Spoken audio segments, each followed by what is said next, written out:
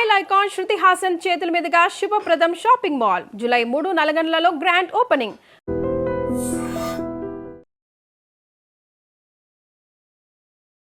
Ladies and gentlemen, welcome to iDream media. నేను Priyadarshan. So ఈరోజు మన ముందున్న ఒక నటి సుమారు 25 ఏళ్ళుగా ఇండస్ట్రీలో ఉన్నారు.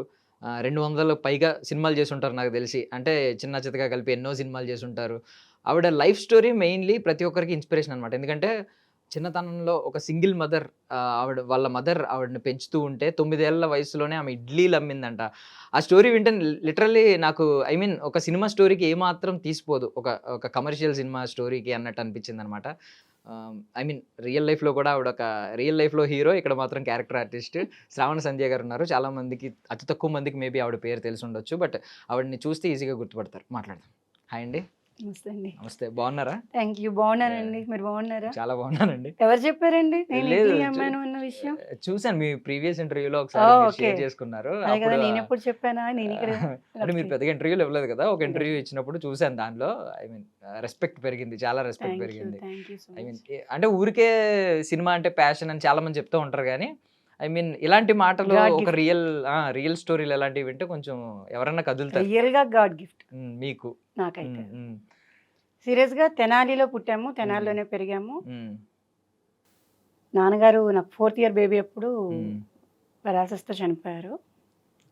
నేను అక్కే, ఉమ్, ఉమ్, కూల్ లైఫ్. ఇద్దరు, నేను అక్క అమ్మ. ఉమ్, మమ్మీ చదువుకున్నారు అంటే చదువుకున్నారు కానీ అప్పటి రోజులు ఇంకా 90s అంటే ఇంకా తెలిసిందే కదా, పెద్ద పెద్ద జాబ్స్ ఏంటో. ఫ్యాన్సీ షాప్లో వర్క్ చేసేవాళ్ళు. 8th కంప్లీట్ అయిపోయింది, 9th చదువుతున్నాము. ఉమ్, కొంచెం కష్టం అవుతుంది. చదువుకుంటూనే ఇంటి దగ్గర ఏదో చిన్న ఇడ్లీ వ్యాపారం, మీరు ఇడ్లీ వ్యాపారంతో స్టార్ట్ చేశారు నా ఫీల్ ఉమ్, డైరెక్ట్గా అక్కడికి వెళ్ళిపోయింది నా ఫీల్ అయితే. ఉమ్,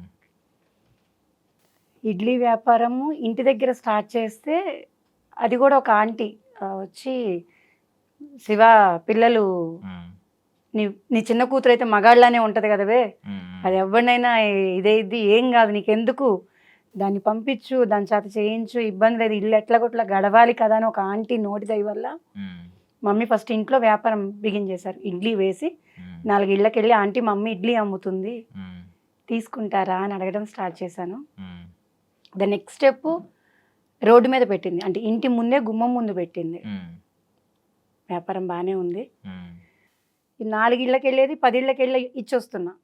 ఇలాగే అంటుంటే ఇంకొక ఆవిడ వచ్చి, అది మార్కెట్కి వెళ్తే ఇంకా బాగా వ్యాపారం అవుతుంది కదా అంది. ఉమ్, చిన్ని వెళ్తావా అని. అమ్మ మార్కెట్కా అంటే అవునంది. సీరియస్గా మరి మీరు ఎందుకు స్టార్ట్ చేశారో తెలీదు. ఉమ్, 3 ఇయర్స్ ఇంటి దగ్గర అరౌండ్ 3:34కి లెగిసి 2 5 kgs గ్యాస్ బండలు, ఇప్పుడు చాలామందికి తెలియదు కూడా, 5 kgs గ్యాస్ బండ్ల మీద 2 పెనాలు అట్టులేసి కిరోసిన్ పొయ్యి మీద ఇడ్లీ పాత్రలో ఇడ్లీ వండుకొని ఉమ్, ఒక టిఫిన్లో ప్యాక్ చేసుకొని, తెనాలి పెద్ద మార్కెట్ అంటారు, ఇంటి దగ్గర స్టార్ట్ చేస్తే మార్కెట్ దాకా అరుచుకుంటూ వెళ్ళేదాన్ని. ఉమ్, అప్పటికి ఆ 100 రూపాయలు సంపాదించిన నిజంగా చాలా గ్రేట్. ఈరోజు 10,000 20,000 షూటింగ్లో పేమెంట్ తీసుకున్నా కూడా ఆ తృప్తి లేదు, కానీ um, I feel very happy. Sorry. స్టార్టింగ్లోనే టీఆర్స్ వచ్చేసినాయి. లేదు కానీ చాలా అంటే చాలా హ్యాపీగా పెరిగాం. ఉమ్, ఉమ్, సంపాదించేది రూపాయి అయినా సొంత రూపాయి కదా, ఉమ్. దాని ఫీలింగే వేరుండేది. ఇంకొక మంచి విషయం ఏంటంటే మీ చుట్టుపక్కల ఉన్న వాళ్ళు ఎప్పుడైనా సింగిల్ మదర్ ఉండి ఇంట్లో ఆడపిల్లలు మాత్రమే ఉంటే నెగిటివ్గా మాట్లాడే వాళ్ళు ఉంటారు చుట్టుపక్కల సొసైటీలో. మీ మీ సైడ్ ఏంటో సపోర్ట్ చేశారు ఆ చాలా చుట్టుపక్కల ఉన్న వాళ్ళు. నిజంగా మా అమ్మగారికి సపోర్ట్ చేశారంటే ఫ్రెండ్స్ లాగా ఉన్న నైబర్సే. ఉమ్, తన మొగుడు చనిపోయాడు కదా అని చిన్న చూపు చూడకుండా, ఆడపిల్లలే కదా అని తప్పుడు మాటలు మాట్లాడకుండా, ఉమ్, నీకే అమ్మ రత్నాలు లాంటి పిల్లలు ఉన్నారు, వాళ్ళు ధైర్యంగా చేస్తారు.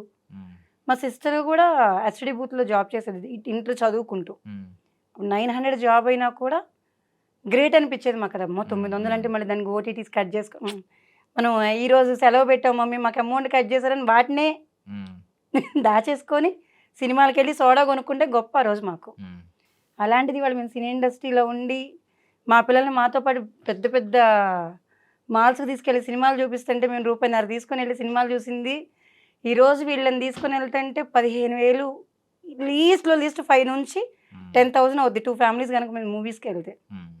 ఇంత మారిపోయింది అండ్ మన సినిమా చూసే పద్ధతి అనిపించింది. నువ్వు మీ అమ్మగారు ఉన్నారండి? రీసెంట్గా 2017లో చనిపోయారు. Okay, okay, sorry. అయ్యో. అక్క అండి ఏం అక్క చేస్తారు? ఉన్నారు, తను ఏం ఫిల్మ్ చేస్తారు? ఇండస్ట్రీలో జాబ్ చేశారు. ఆ, ప్రస్తుతానికి మన ట్రావెల్స్ మా హస్బెండ్ వాళ్ళ హస్బెండ్ ట్రావెల్స్ చేస్తారు, కార్లు అమ్మడము అవి కొనటము అమ్మడము. అది కాక ఈవెంట్ మేనేజ్మెంట్ చేస్తుంది, మ్యారేజెస్కి ఈ బర్త్డేస్కి ఈవెంట్స్ ఉంటాయి కదా వాటికి మేనేజ్మెంట్ చేస్తుంది. మళ్ళీ రీఎంట్రీ ఇవ్వడానికి వెయిట్ చేస్తుంది. తను నాతో పాటు చాలా సినిమాలు చేశారు, మోర్ దెన్ 50 మూవీస్ చేశారు, మంచి క్యారెక్టర్స్ చేశారు, కానీ నా అంత ఆపర్చునిటీస్ తనకి ఎక్కువ రాలా. సో ఇప్పుడు ఆ నైబర్స్ ఎవరైనా ఉన్నారు అప్పుడు చిన్నప్పుడే మిమ్మల్ని రత్నాలు నాకు అన్నారు కదా? చాలా మంది ఇప్పటికీ కాల్ చేస్తారు. నేను 2 monthsకు 3 monthsకు వన్స్ కాల్ చేస్తా. అలా వాటితో పాటు మా పెద్ద బావ గారు, మా పెద్దమ్మ గారి కూతురు భర్త, మా అక్క,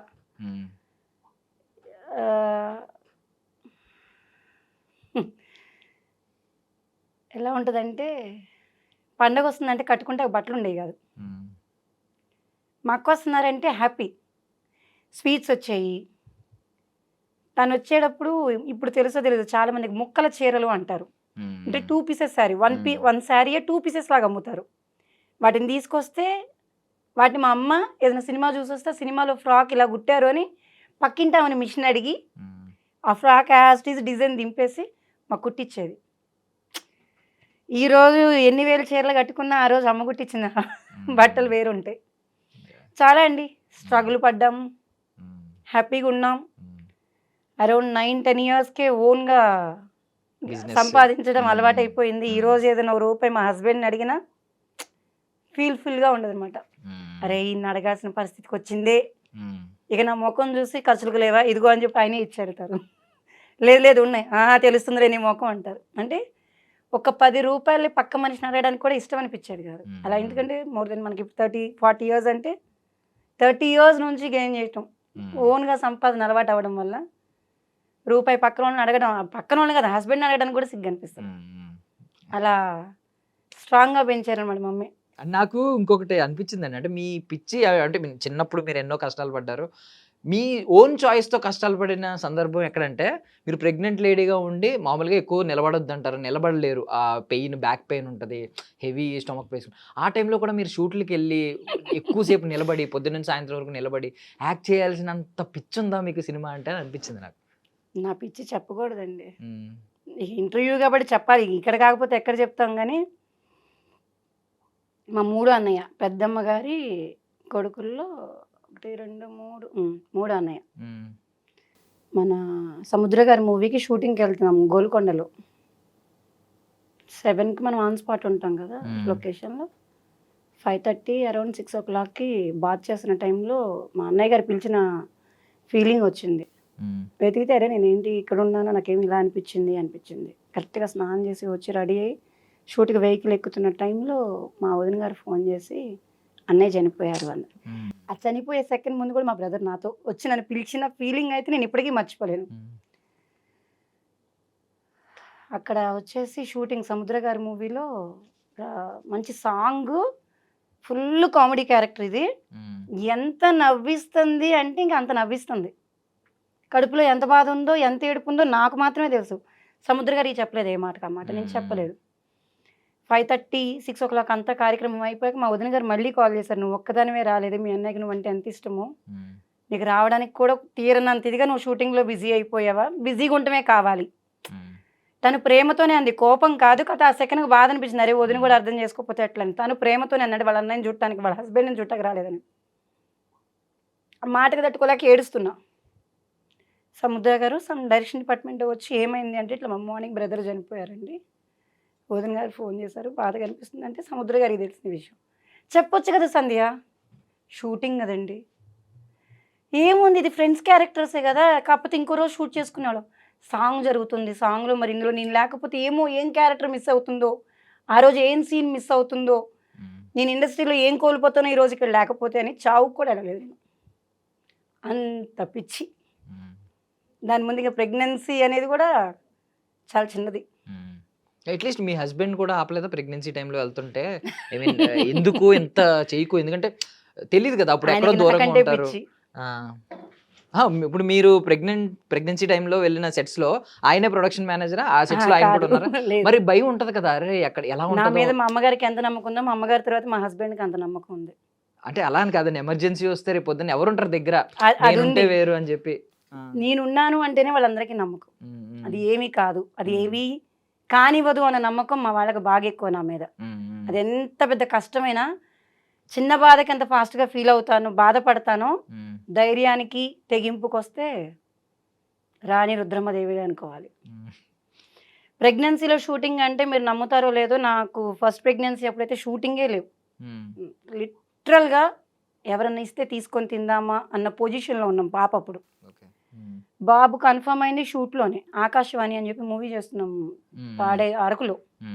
వామిటింగ్స్ అయితే సరే ఏంటోలే దిష్టి తగిలిందేమో అందగత్తిని కదా అని ఫీల్ అయిపోయా. ఇంటికి వచ్చాక మళ్ళీ వామిటింగ్స్ అవుతుంటే మా సర్వెంట్ ఆంటీ, మా సర్వెంట్ అని కూడా అనకూడదు పాపం, 14 ఏళ్ళ నుంచి మా ఇంట్లోనే ఉన్నారు ఆవిడ. ఆంటీ ఇట్లా అయింది షూట్లో అంటే, ఒకసారి ముఖం కూడా మార్పు ఉంది, చూసుకోపోయావమ్మా చిన్ని అంది.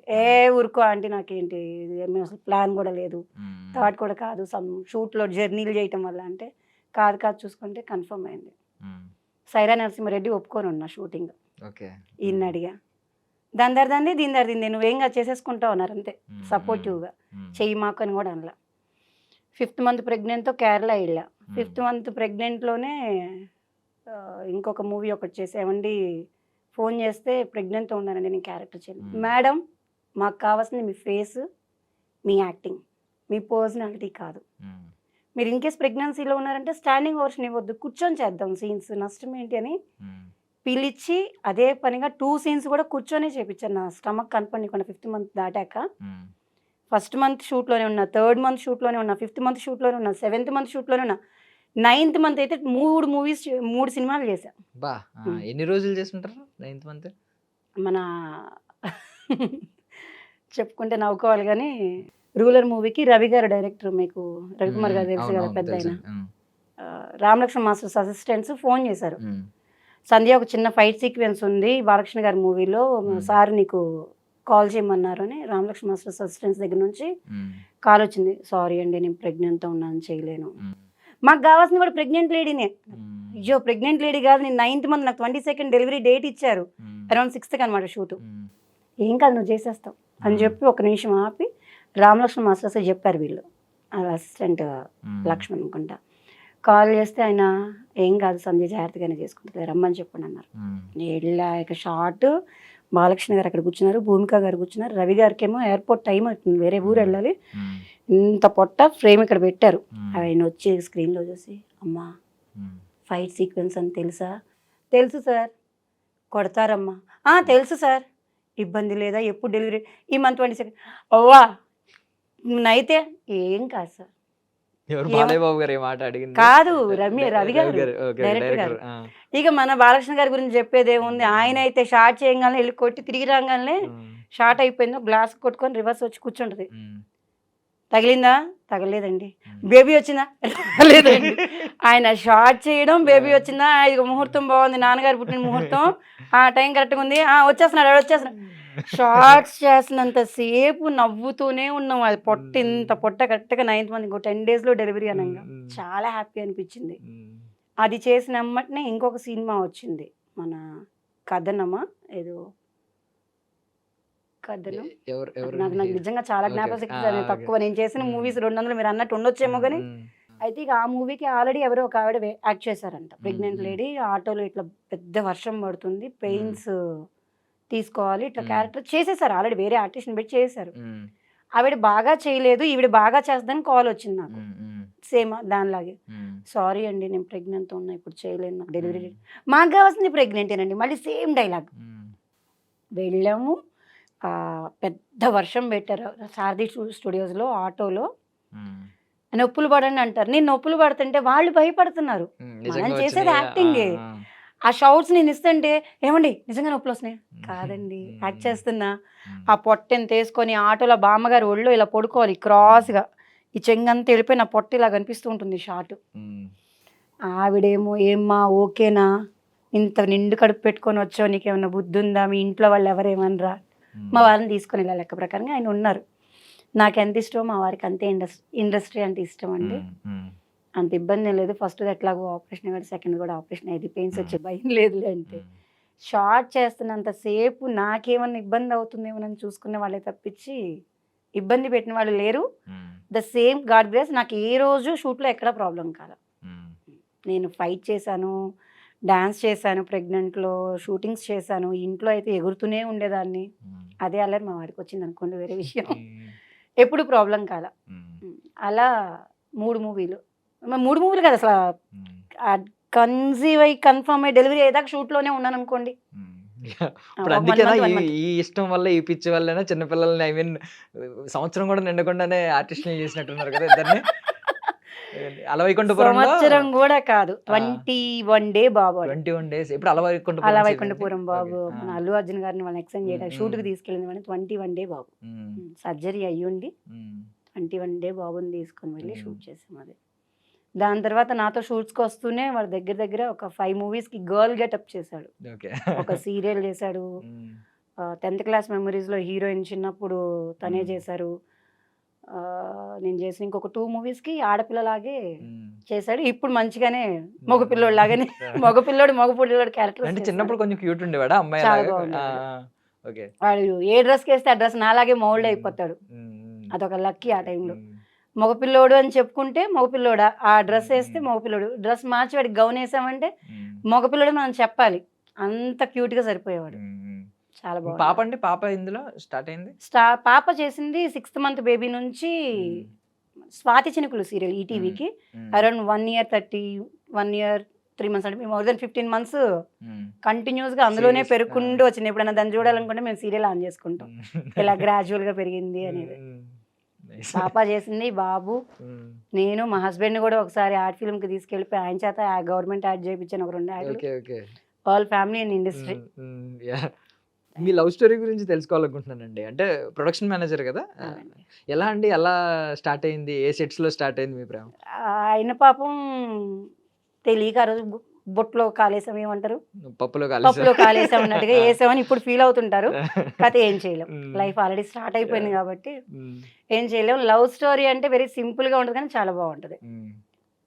నేను జీనియస్ మూవీ కంటే ముందు ఓంకార్ గారిని కలవడానికి అని చెప్పి ఒక ఆఫీస్కి వెళ్ళినప్పుడు ఇప్పుడు పద్ధతిగా ఉన్నానండి, కంగారు పడకండి. అప్పుడైతే ఇక్కడ దాకా ప్యాంట్స్, స్లీవ్లెస్ బనీన్లు, కట్ బనీన్లు, టీ షర్ట్స్, లేదంటే జాకెట్స్, ప్లే బాయ్ ఒక రాక్ ఇలాగే ఉండేదని తప్పించి ఇట్లా ఇంత పద్ధతిగా అయితే ఉండేదని కాదు.